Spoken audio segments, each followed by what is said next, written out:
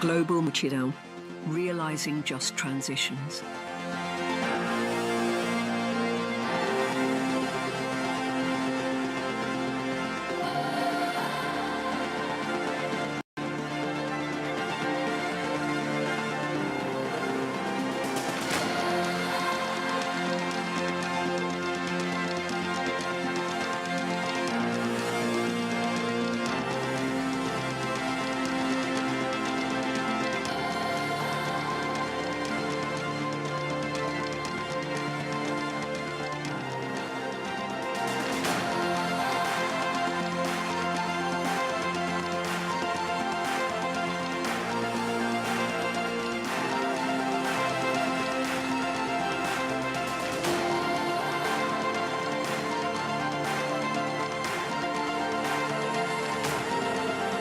Welcome to the German Climate Pavilion at COP30 in Billy.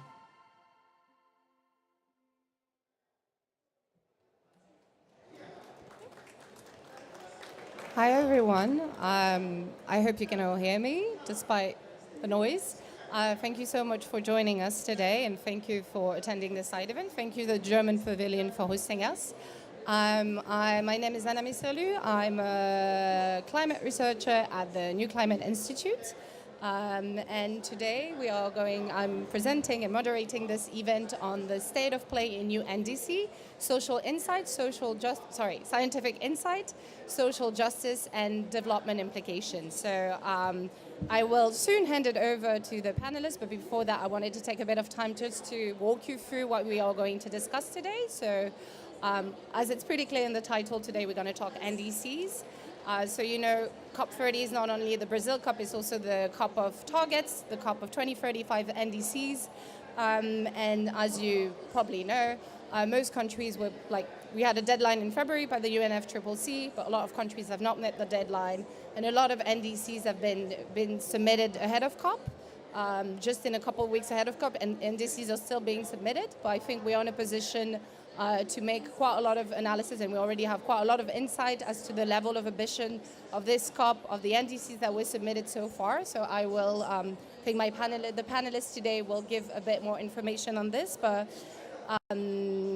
why are targets important? I think the first thing what we wanted to talk about NDCs today is first, we think that assessing the ambitions of NDCs is very important to understand exactly what governments are committing to heading into COP at this COP. And understanding the level of emission and commitment of governments is important because that shapes the global emission trajectory and give us information and influence the world's prospect on achieving the 1.5 target, the 1.5 goal under the Paris Agreement. But also looking not just at this, looking also at the implication on justice, social justice and development. NDC is also an engine for broader sustainable development that includes equity, human rights, capacity building, and those are all the key elements that we want to dive in today. So starting maybe by presenting the three panelists. So we have first Dimitris Tsekeris, a senior researcher at Climate Analytics in the middle. So he will be presenting the latest insight into the 1.5 science. So looking at, the risk of overshoot, building on a report published by Climate Analytics on rescuing 1.5. Then my colleague Niklas Hearn from the New Climate Institute will present the latest insight from the Climate Action Tracker. So as you might be aware, the Climate Action Tracker looks at NDC, assesses MBC, and sees where the gap is to 1.5. So will give us the latest on this. And then last but certainly not least, Aparajita Banerjee, Dr. Aparajita Banerjee from the German Institute of Development and Sustainability will give us an insight into the link between NDCs, so climate targets, and the broader sustainable, SDGs, Sustainable Development Goals. So without further ado, I will hand it over to you, Dimitri, to walk us through the latest analysis from Climate Analytics into the 1.5 science. Thank you all. Thanks, Anna. Thank you, everyone. So yeah, my name is Dimitris. I work for Climate Analytics, and today we will go through the latest scenario, which is part of the report that was recently published by Climate Analytics last week, actually, which is about the evidence for the highest possible ambition in order to deliver the Paris Agreement. Next slide, please. From here. Okay. So the first thing, as a starting point, we need to acknowledge where we are and what does it mean for the Paris Agreement. So obviously, you don't need to be a scientist to understand that the temperatures are increasing, that the climate is changing. Right now, at the moment, the human-induced warming is approaching 1.5 degrees, and we are set to cross 1.5 of warming by the early 2030s. Now, the Paris Agreement was designed in order to allow for a temporary overshoot of 1.5. The margin was zero point 0.1 degrees, so that means an overshoot of a peak temperature of 1.6 degrees, and then getting temperatures back down on a declining path below 1.5 before the end of the century. Now, this was made possible through the adoption of two main articles. Article 2, about the 1.5 limit, and Article 4.1, which was about net zero, achieving net zero emissions in the second half of the century. Now, what is this scenario about? We call it the highest possible ambition scenario. First, I have to say that it is a scenario that has been co-developed by Climate Analytics and Potsdam Institute for Climate Impact and Research. But why would someone do that? The first reason is that the current IPCC AR6 scenarios, C1A scenarios, are becoming increasingly outdated. The reason for that is that the emissions have grown over the period of 2019 to 2025 instead of falling by 25%. The second main reason is that the economics of renewables and batteries continue to break records, continue to break expectations, and that they need to be accounted for. So basically, this scenario starts from today's emissions and tries to minimize the overshoot and get below 1.5. There are more reasons, obviously, in the latest science addressing some of the criticism for the integrated assessment models and global pathways that have come up in the past. About the CDR and the biomass. So we have safeguards about we are in the limits of what literature actually suggests. We try to also address the energy inequality and also focusing on renewables and electrification as the key engines of this transition. Now, what does the model, what does the scenario say? So as I said, the emissions are higher. So that means that we have a higher starting point. So according to the scenario, we have a higher starting point, but the emissions fall faster. And they catch up with the IPCC scenarios by the late 2030s. So the global emissions are reduced more steeply by 2050, and we achieve net zero greenhouse gas around 2060s. The scenario starts later, so you will see also that table at the bottom of the presentation. According to the IPCC scenarios, the AR6 scenarios, for the period 2019 to 2030, they foresee a reduction of emissions of 41%. Right now, because we have less time and we have a higher starting point, we see a reduction of 17 to 20% that could be as the highest possible ambition. 55% by 2035, and the scenario starts to catch up with almost 50% emission reduction, and then basically surpasses the IPCC scenario. So basically, it accelerates in order to compensate for the time that has been lost during the years 2019 to 2025. So you can also see on the right-hand side, in the diagram, the blue line is the highest possible ambition scenario, and it cuts through the old scenarios in the mid-40s. So the slope of reduction when it comes to the emissions is actually much steeper. Also, I wanted to mention that the net zero CO2 is basically achieved in the mid-2040s. What is the impact of that? So the median global temperature, so that means the 20-year average, crosses 1.5 around 2030. The peak warming is limited to 1.5, so this is basically the best we can actually get based on the starting point that we have right now. And at the end of the century, we take the temperatures back down to 1.2 degrees. We because of the lost, let's say, 6 years, we overshoot for a longer period, so for 40 years, and we overshoot with a higher temperature. So we are losing basically 10 years of overshoot just because of climate inaction for 5 years. You can also see the comparison between the AR6 scenarios and our scenario. So basically we can reach the same point, but we're going to end up with a higher temperature peak. This is a consolidated table to showcase basically the differences between the IPCC Paris-aligned C1A scenarios and our scenario, the HPA or new scenario, as it's written here. So as you can see, net zero and net zero CO2 and net zero greenhouse gas are both accelerated. The question now becomes like how you make that possible to happen. So the highest possible ambition scenario basically is based in 4 key levers. The first one is high electrification rates, so electrifying the whole of the energy system with renewables. So renewables and electrification are basically the powerhouse here. The second key pillar, key lever, is the rapid fossil fuel phase out. And this becomes possible due to the acceleration of renewables. The third one, very important, especially to take down post-peak temperatures, is to cut methane. The fourth one is to scale up CDR. So that means the technological CDR here. I want to be very clear that this is not a menu of options here. We need to do all 4 things, and we need to do them at the same time, and we need to start actually now. If we cannot make the targets for one, then we would need to compensate in the other sectors. And this is already quite stretched.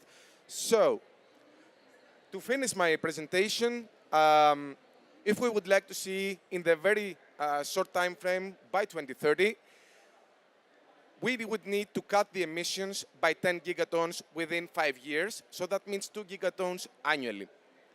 In order to make that happen, to go from 58 gigatons to 48 gigatons within those 5 years, if we triple renewables, that could cover 40% of the cuts.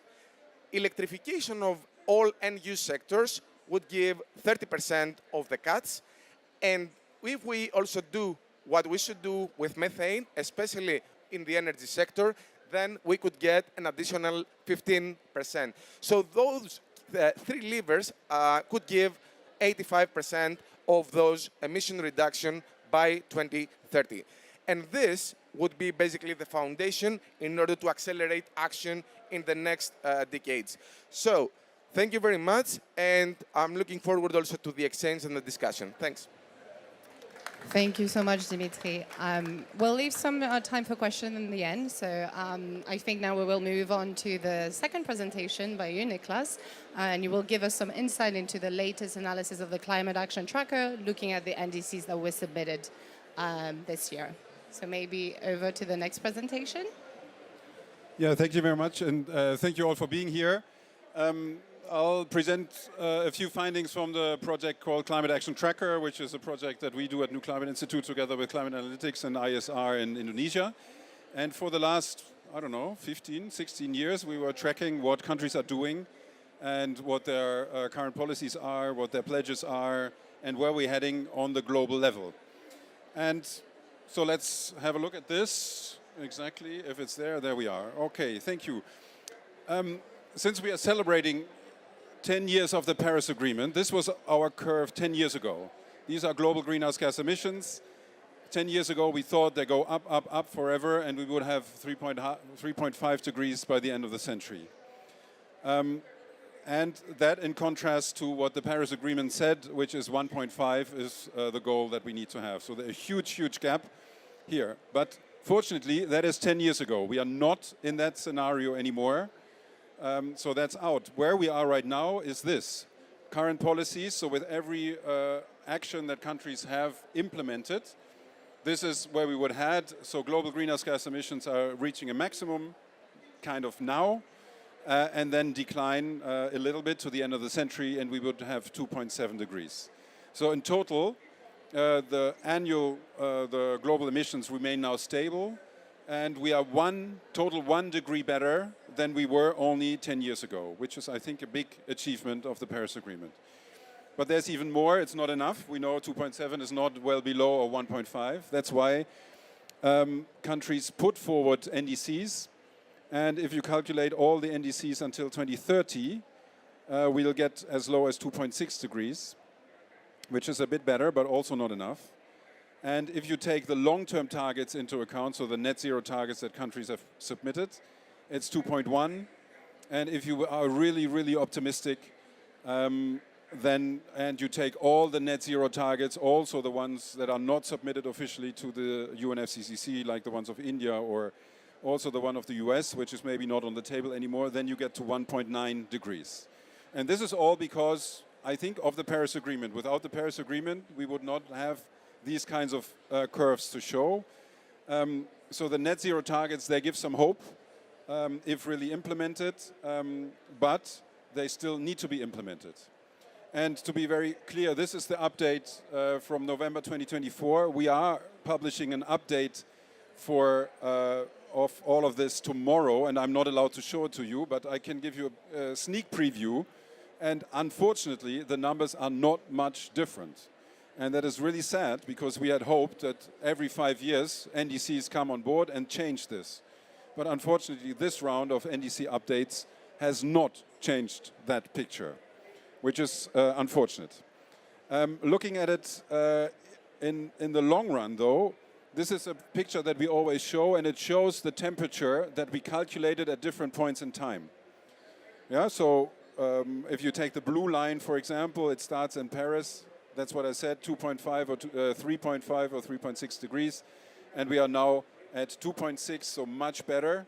And also our targets, or the optimistic scenario, is going down to 1.9 degrees. Now that's the end of it. And you can see the different arrows, depending on how you want to see it, what the Paris Agreement achieved. So it has done something, but the one thing that it has not done is to change our temperature estimates in the last 5 years. Yeah, so our temperature estimates have been almost the same, a little bit up and down, 0.1 degrees, but almost the same over the last 5 years. And does that mean nothing has changed?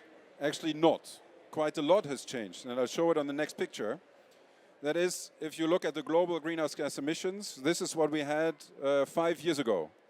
Yeah, so this is global greenhouse gas emissions go up, then there's the COVID dip, and then we thought they would go up again. And each year, we update our global trajectory. So in 2021, it looked like this.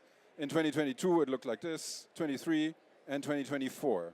So you can see two trends here. One trend is that past emissions get worse. Yeah? So we are still building a lot of coal-fired power plants, fossil fuel infrastructure. Emissions are still high and are increasing. But at the same time, you can see that we are now able to reduce emissions much faster. That's also what Dimitri was showing. The more renewables come online, the cheaper they get, the faster we will be able to reduce emissions. And these two trends, they basically cancel each other out, and that's why we get it, for all of these lines, we get the same temperature outcome at the end of the century. But actually, quite a lot has happened. Yeah? So we are now in a much better place to reduce greenhouse gas emissions much faster. Okay, so that's good. But now, how do we see policies or new NDCs? This is a tracker that we have where you can see which countries have submitted and which not. 110 countries have submitted so far, 2/3. That means 1/3 has not submitted. That is, I think, not good or outrageous or unfortunate. And then of those that have submitted, they actually have not really changed the dial. And we sometimes give them the mark of 1.5 compatible. And I don't know where you can read it, but at least the countries that reduce their emissions at home enough are only Norway and UK. And the others are actually behind on what they should be doing. I'll have, I think, 4 more slides on different countries, what they are doing. US is the first one. And this is the US's greenhouse gas emissions. The green line is what they should do at home.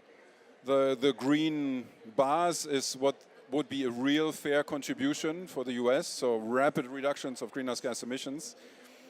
And you can see two lines. One is the purple line here, old policies and actions. That's actually the Biden era policies. And unfortunately, we have a comprehensive rollback of policies in the US. The Trump administration is undoing everything that the Biden administration has been doing.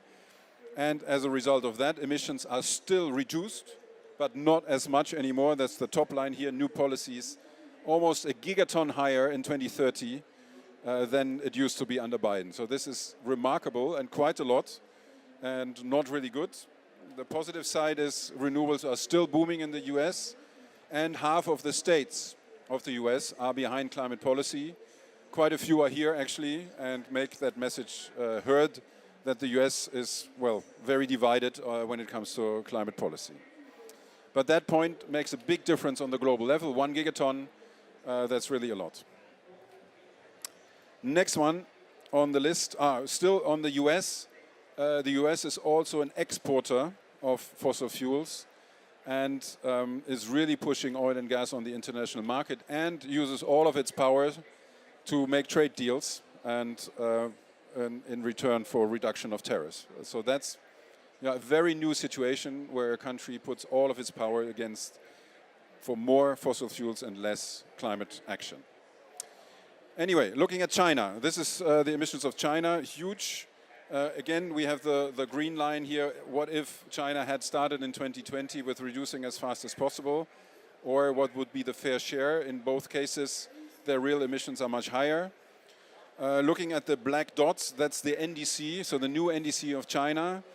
And it's in 2035, according to our calculations at least, it leads to higher emissions than under current policies. So China does not have to implement additional policies to meet the NDC. So on the positive side, it's good that there is an NDC and that it is in a reduction below the peak level.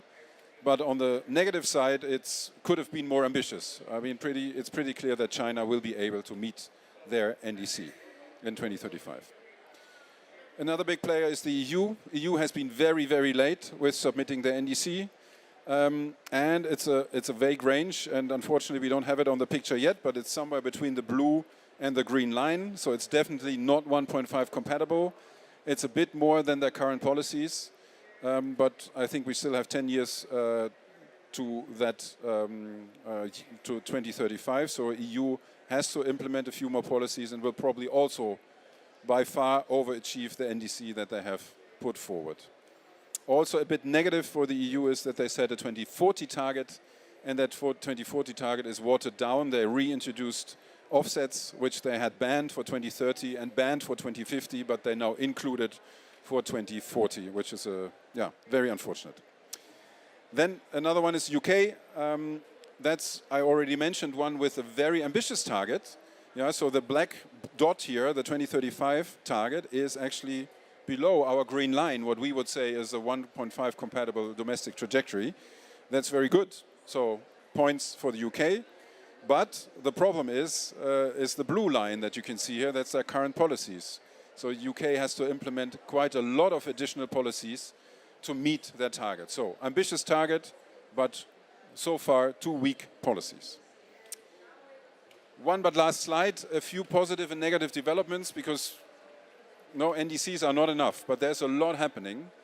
And actually, when I looked at what we put together, all the updates of the countries, so you see on the Climate Action Tracker website, you see updates for 40 countries. They're all up to date on their recent policy developments. What I found interesting is those countries here. Morocco basically pledged to phase out coal. Chile advanced the phase out to be earlier. Colombia as well, 2036, and a complete ban on new concessions on open pit coal mining and fossil fuel exploration. That's, I think, remarkable. UK closed last coal-fired power plant. India overachieved its renewable target by far. China as well, actually.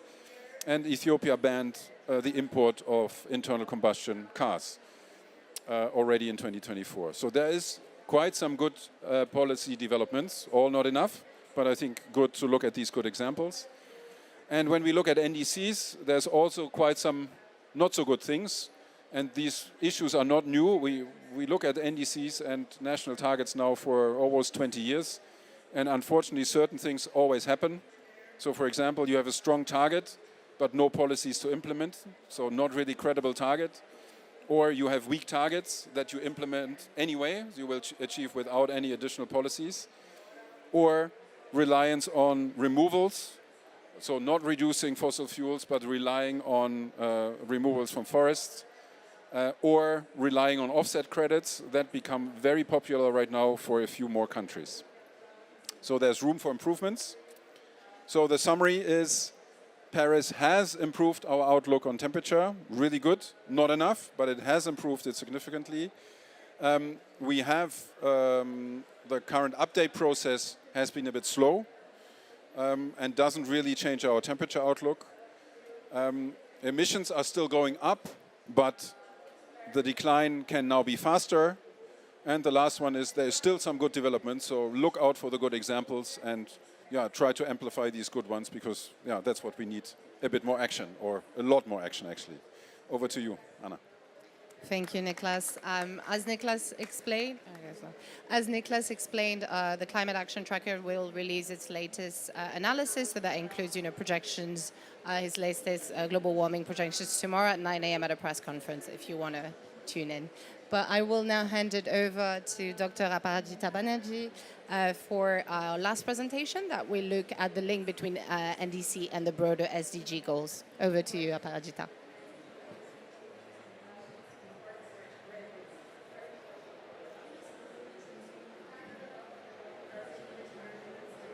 Maybe need just an extra second for the presentation to be up.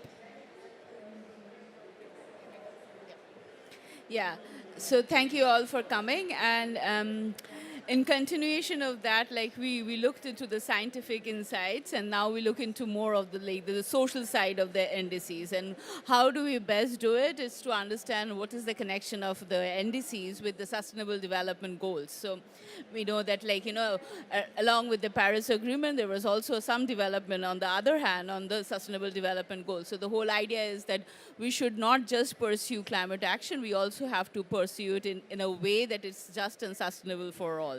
So what we do in IDOS is that, we look into our all the NDCs which has been submitted by the countries each 5 years, and then we kind of map it across the 169 targets of the SDGs and see how the NDC commitments can help these countries to even also fulfill their SDG commitments. But why do we do it?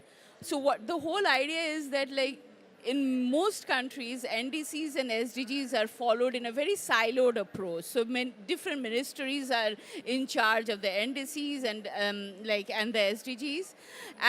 But we have seen that a lot of the NDC targets are also interlinked with the SDGs. So if you design policies in a way that if you want to attend the NDCs, you can also by default also help attend the SDGs. So, but we see that our project sees that there is a lot of policy coherence which is missing in most countries, especially in developing countries. And it's not just policy coherence on the horizontal level. What it means is national ministries are not just the only one who are not aligning with their policies, but also from vertically. Means what it means is that from national to regional to local, there is a lot of lack of policy coherence.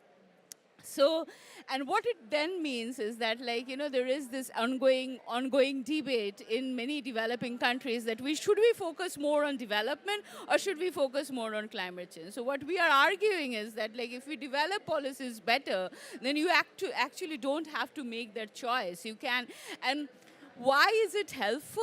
Because recently we saw in Jamaica what happened. Years of development was kind of wiped out by one typhoon. So we really, and with global finance so getting limited by the day, we really have to understand how we can interconnect NDCs and the SDGs. So this is kind of the whole project we are doing in IDOS.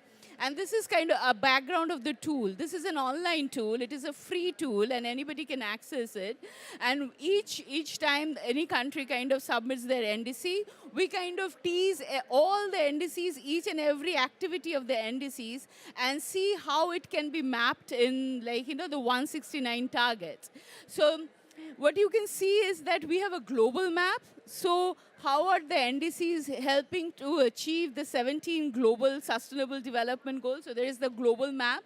We can also select by country. So we go to the depth of like selecting it by each country and how these countries are kind of like, you know, helping meeting their SDGs by their NDC commitments.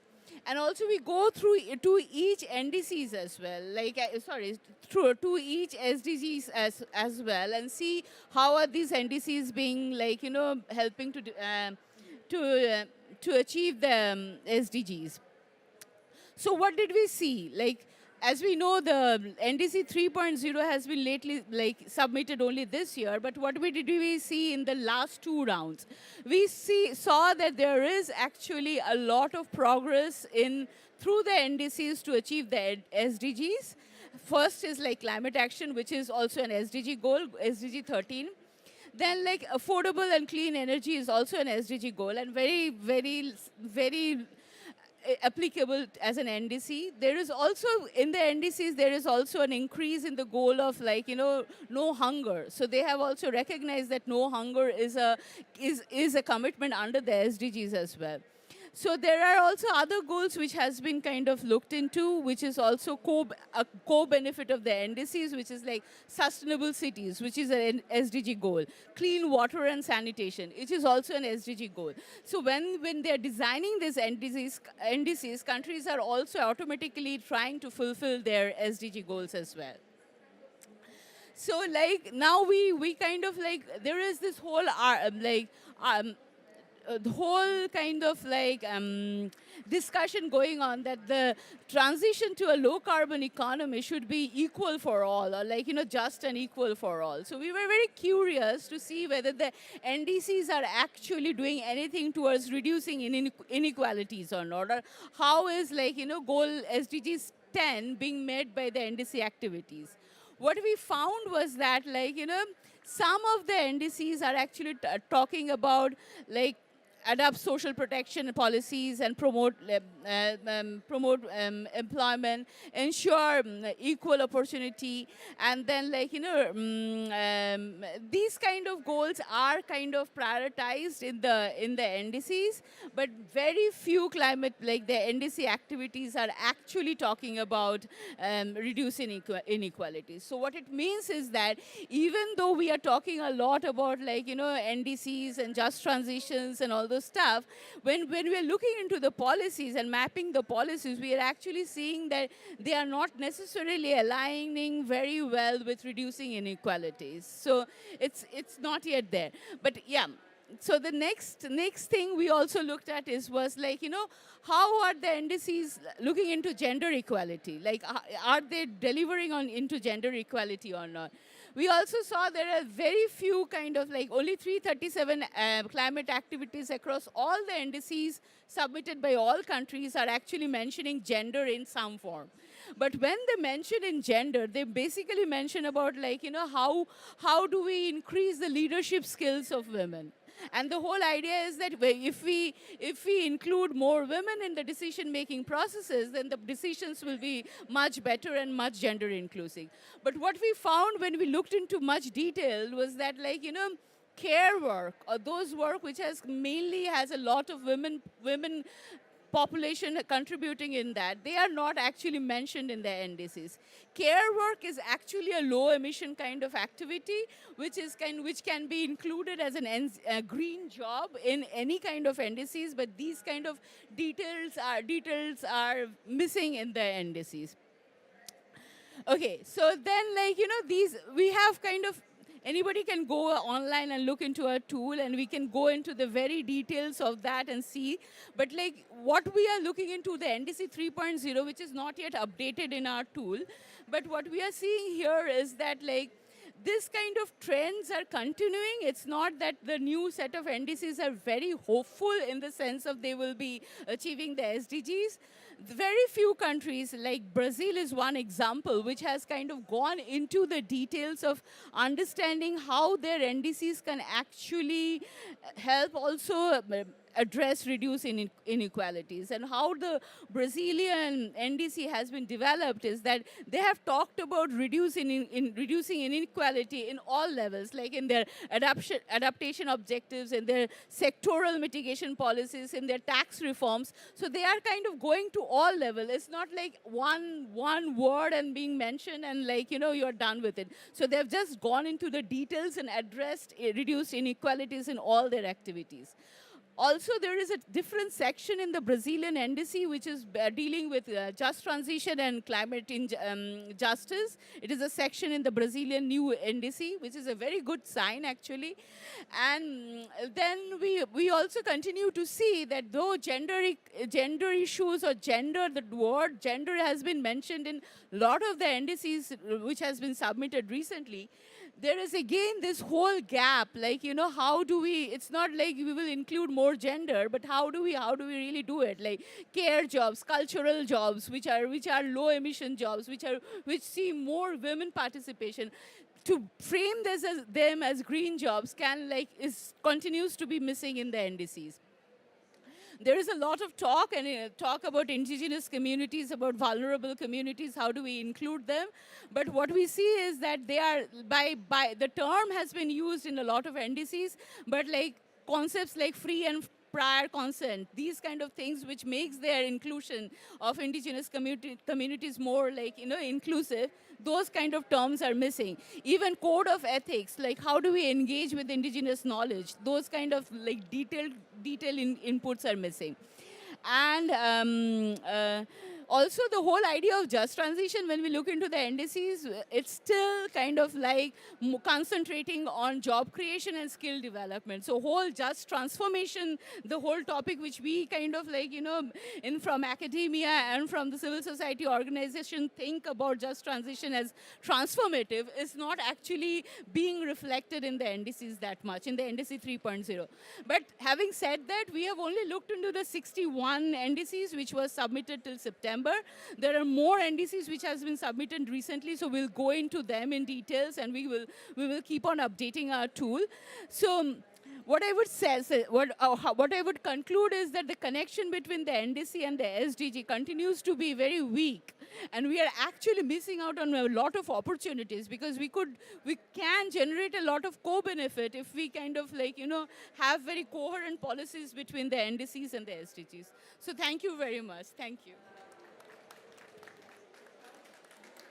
Thank you for the very insightful presentation, looking at NDCs and the latest science on 1.5 from different point of view. I think we still have, we have actually quite a bit of time for questions, so now I want to open the floor with the support of my colleague Juliette, who will pass over the mic. So if you have any questions, please feel free to raise your hand. Maybe Juliette, yeah, thank you. Hi, can you hear me? Yeah, go ahead, please. Okay. My name is Thomas. I know you cannot hear me. Yeah, doesn't look like. Should be okay? Okay? Okay, I try to speak louder. Okay. My name is Thomas. I'm from the German Institute for Development Evaluation. I have one question regarding the first two presentations, and that's about the inclusion of institutional barriers. So when you apply these scenarios, to what extent do they account for institutional barriers? So do these scenarios still assume that policies are implemented as is, so to say, and go into effect immediately? Or do they account the latest research you're probably very well aware of that talk about the huge role of institutional barriers? And with regard to the last presentation, so for me, this role of basically aiming for development and mitigation at the same time always comes to me as an assumption that that is something good, right? And I'm not so sure whether it's true. I'm not sure whether it's false, but I think is it worthwhile for every policy that appears to drive for mitigation to also address the SDGs? Like, wouldn't we see a lot of efficiency gains if we had one specific policy instrument aimed at one specific policy target? So I would be interested in your take on that. Thank you. Thank you so much. So the first question was on whether institutional barriers are included in the scenarios. Maybe you want to take it, Dimitri, first? First of all, can you hear me? Yeah. First of all, thanks for the question, because I think this points directly to two things. First is the modeling question, like what are the parameters? So the first thing I have to say is that there are parameters regarding the inertia of, how fast you can actually go. So yes, this is actually taken into account. Obviously, the second point that you actually kind of touch with your question is what are the needed enablers also in order to make this transition to happen. My first comment is that we're talking about the highest possible ambition here, and we're talking about the highest possible ambition because we are at a climate emergency. And basically, right now, what we want to showcase with this is that with the absolute best cooperation, with the maximum ambition, take into account that we minimize the inertia. That means the policy instruments are in place. That means the frameworks are in place. That means international cooperation is there. So there are a number of factors which cannot be all embedded in the model per se. However, those should be discussed as part of, the feasibility of implementing such a scenario. So yes, we are basically presenting a scenario that takes into account the parameter of inertia. Like, for instance, we are not starting day one to tripling renewables. So that would take a couple of years. But we do assume the best case scenario that it has to go as fast as possible. So on the specifics of, what are the inertia parameters and so on, I'm also happy not to make it super technical, but we could also discuss and analyze bilaterally.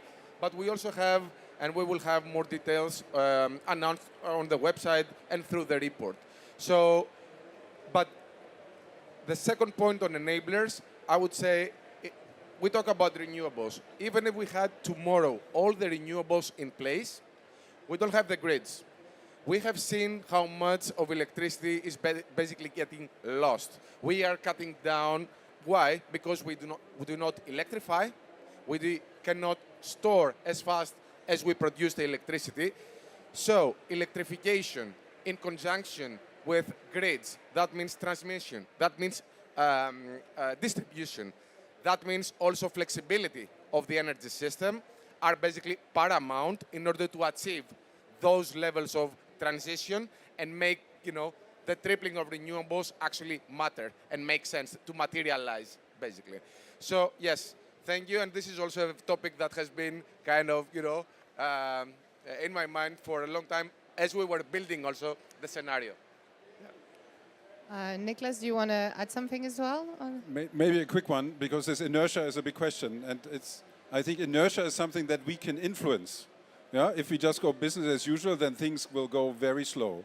But if we are kind of in an emergency mode, things can all of a sudden go very, very fast. And we've seen, for example, after the Russian invasion of Ukraine and no more gas from Russia to Europe, Europe was very, very fast to find alternatives. Yeah? So that's the kind of emergency mode. And climate, we are in a climate emergency. And what we actually would need to see is that kind of an emergency speed for solving the crisis. But we are not. But if we really want, we could. Thank you. I think now over to Abhijita to discuss the assumption of that linking development to mitigation is something that's good. Yeah, I think it's a very interesting question in the sense when you talk about institutional barrier, this is also a kind of institutional barrier, whether we are thinking of putting the SDG and the NDC together and addressing them together. So it's not institutional thinking, right? And we see it across all countries where like, you know, finance ministers hardly speak with environmental ministers, and that's the reason in this COP it's being like, you know, discussed as well. So I genuinely cannot tell you that this is the best way to kind of like, you know, go in a policy coherent policy way, because we don't have enough evidence to like, you know, claim that. We are still doing on that, like doing research on that. But what I can tell you is that there are important opportunities as well. It's not like, you know, all goals has to be met through the NDCs, but there are certain goals which can actually be met through the NDCs. Like gender is one aspect, which we can do a lot of work on that. Decent work is another aspect which we can do. My whole idea or my whole argument is that let's not waste these opportunities of like, you know, not putting these two together, and change the institutional mindset as well. So thank you very much. Thank you, Aparajita. Any other question?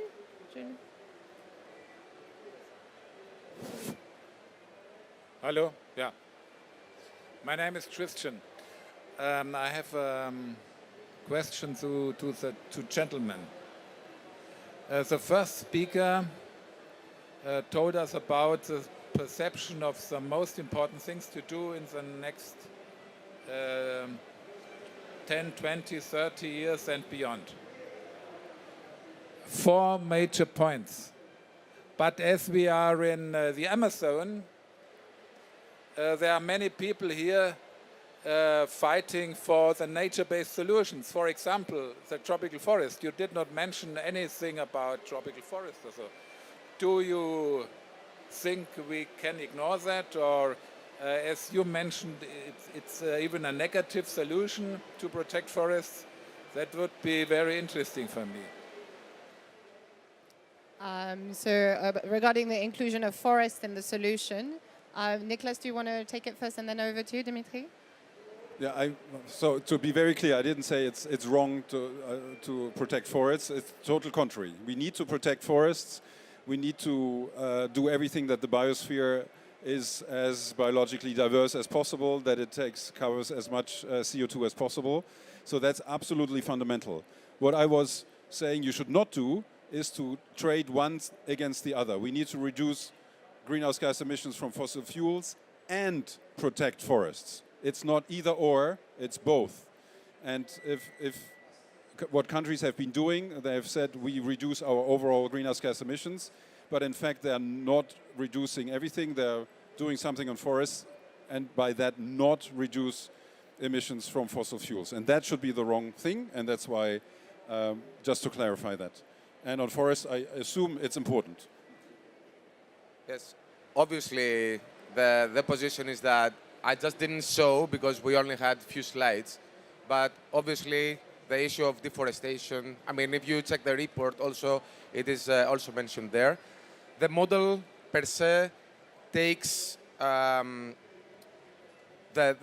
issue of the LULUCF, for instance, as a separate topic, and the land sinks.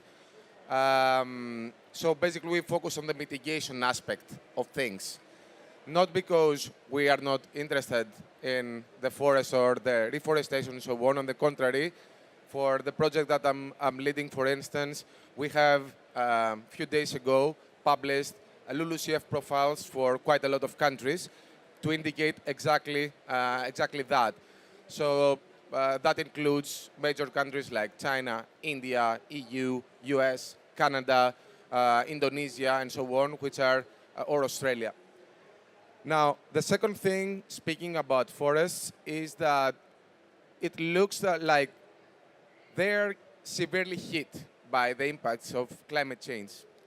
So, as far as the scenario is concerned, what we see is that relying on forests and the ability of forests to absorb carbon right now is probably a risky choice, in the sense that we should move towards mitigating and reducing fossil fuels, and at the same time, as Nicholas mentioned, definitely protect forests, stop deforestation. For instance, one of the scenario parameters is about biomass. So biomass, in our scenario, is limited to the absolute minimum levels. So that's 70 exajoules in general. So basically, biomass is pushed out from the system, for instance, in the building sector or in the industry sector because we electrify a lot. So there are some tails that are basically totally phased out after 2050. So those considerations are embedded, but this was not an exercise directly on forests. But we have other reports and scientific work specifically on that. Thank you. Still a couple of questions. Not sure who came first, but I'll let you, Juliette, decide. Hello, my name is Friedemann from the German Aerospace Center, and I have a question in the kind of the same direction around the technological and ecological barriers of the highest possible ambition scenario.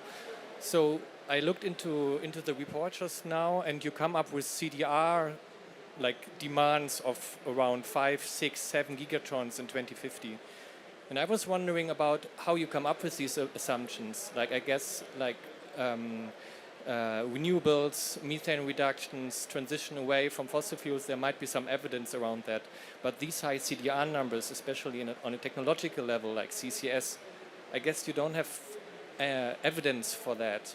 And I was wondering, wouldn't it make sense to then maybe change the scenario a little bit, or at least make like a question mark around these things? Because it's if you come from a policy perspective, you see these numbers and you think, okay, this is what we need. But actually it's not like something we need because it's there. It's rather the other way around, because you would like to have 1.2 degrees achieved in 2100. And that comes to my next question around the long-term problems of that high CDR numbers. Do we actually have enough CCS for that? Because there are just a lot of papers coming out on prudent planetary limits of CCS. And this brings us to a dead end, or like a deadlock in the end. So I was just wondering if you also thought about that when you did this scenario, and maybe we need a scenario until 2200 to make kind of get rid of these problems a little bit. You know what I mean? So thank you. Thanks for the question. I didn't have the space or the time to also showcase directly the graphs regarding the CDR, but I would agree with you in the sense that scaling up those kind of technologies is very challenging, and we have seen projects failing. We have seen all those things. So the reality is that we have not managed to scale at the moment. The second reality, I would say, is that it has been kind of an alibi in order to prolong fossil fuels exploration, production, and so on. We take a lot of totally a distance from this point. We use it and we see the usefulness, and actually we see the need in order to have CDR, especially in order to take post-peak temperature decline back to 1.2, as you correctly mentioned. Now, there is a question about the implementation. But before that, I would like to talk about the feasibility of that. Now, all the numbers that we present in the scenario have been checked against the most recent literature existing for the sector. So both for BECS, both for DAX, for the direct air capture and so on, as well as that we talked about before, the natural, the LULUCF, the carbon sinks as well.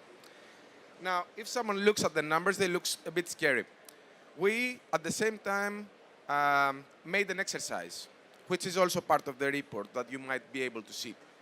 What we did is that we said, okay, we acknowledge the difficulty and the challenge in order to achieve those levels of scaling for CCS in general. What would happen if we managed to implement half of it? So if we go halfway there. And the answer is that we can still remain below 1.5 marginally, but we can still remain below 1.5. Why we did this exercise? Because there is a big question about being able to achieve such big figures when it comes to BECS or DAX. However, again, stressing that those are within what the most recent literature suggests. So we are not going beyond that limit. So yes, agreed, and agreed also in the sense that we see the challenge. But at the end of the day, we need to take the temperatures down, and we propose a solution apart from the rest, which basically we took the ambition at its maximum level, take into account inertia or feasibility parameters and so on. So this would be, let's say, my comment. But I accept very much, and I really appreciate this feedback. Thanks. I think we still have time for at least one question. Hi, I'm covering the COP for the Frankfurter Allgemeine Zeitung as a freelance journalist, and I wanted to ask what role does the increase in energy consumption play? For example, is it compensated by renewable energies, or could we cut the emissions even more if we stay on at the same level of energy consumption? That's my question. A question on energy consumption. Nicholas, do you want to take it? So there's different trends which are happening. So there's more electricity consumption, definitely. But part of that additional electricity is because we need to electrify. Yeah, so getting rid of, or more electric mobility, more heat pumps, more electrified industry, all of that. So that's clear. We will need definitely a lot more electricity. But the question is whether the energy demand that is going up in many countries is compensated by all of the renewables. And I think that's the two trends that are fighting against each other right now. And right now it's undecided whether the renewables will win that or not. But I think for this year or last year or the next year, but I think in the long run, I'm 100% convinced that the renewables will make the race, because the renewables are expanding exponentially. And exponential growth means really fast at one point. And the fossil fuels are not expanding exponentially. Yeah? And that's why it will happen. The question is when it's happening and whether it's fast enough to happen. But that the renewables will take over is, from my point of view, 100% clear. Thanks for that. I only want to stress two things. The first is that electrification and renewables equals efficiency. So the more we electrify, the more efficient the energy system becomes. That means that the energy demand as such is basically the needs are lowered, because, for instance, if you install a heat pump, you get for 1 unit of electricity, you get 3 units back of 3 thermal units back. So this is what we call COP. The second comment is about the scenario itself and some equity considerations. We assume that the developing countries increase their energy consumption and the energy services demand by 25%, whereas the developed countries are reducing by 25%. And there are also some countries in the middle that remain at the same level. So this points into two directions. The first is to address the issue of inequality when it comes to energy access. So there are countries who would need to develop in that sense. And the second is that the developed countries need to do more, and they are also positioned in order to do that faster at the moment. So I would say electrification is a key lever, together with the renewables, to unlock the potential of transforming the energy system. And by energy system, not the power sector, but all the end-use sector, like transport. And then sector coupling with buildings and industry, electrification of industry, and so on. Thanks, I spoke too much. I think we might have time for actually one last question. Thank you very much. I'm Ayşe from Sofia, Turkey. So my question is to Dimitris about the HPA scenarios, carbon market assumptions. So you are assuming in the report, I think we can talk about it so much in the presentation, but you're assuming regionally differentiated carbon prices that converge by 2070. And I would like to ask you, what should be the guiding principles that is going to avoid reverse effects on developing nations until this convergence? Thank you. If I heard correctly, because I'm not sure I heard 100%, you talked about the carbon price convergence by 2070, right? Yes. So initially we have differentiated carbon price in the different regions, so to say, and those converge in 2070 in order to create a unified carbon price. So by that time, we assume that those energy inequalities are basically reduced until that time. So this is the reason, because then the world starts moving, let's say, all together, rather than having those different approaches or different speeds when it comes to, converging for the energy transition, the global energy transition. So that would be my short comment, but there is also a more detailed thing that I could elaborate further. Okay. Thank you, Dimitri, and thank you for the question. Unfortunately, time is up. Thank you so much for attending, and thank you so much for the panelists for answering the question and for the very insightful presentation. And thank you again to the German Pavilion for hosting us.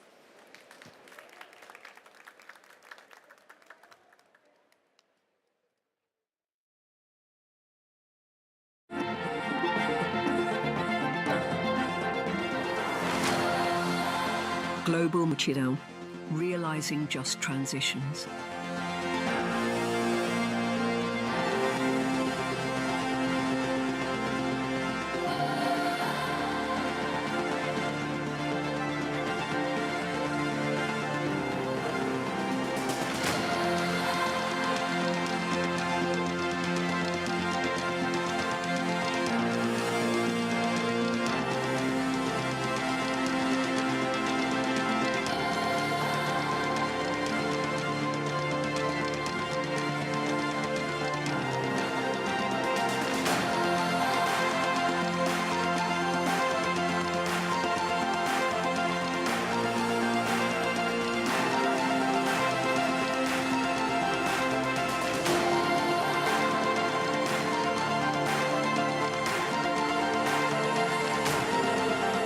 Welcome to the German Climate Pavilion at COP30 in Pavilion.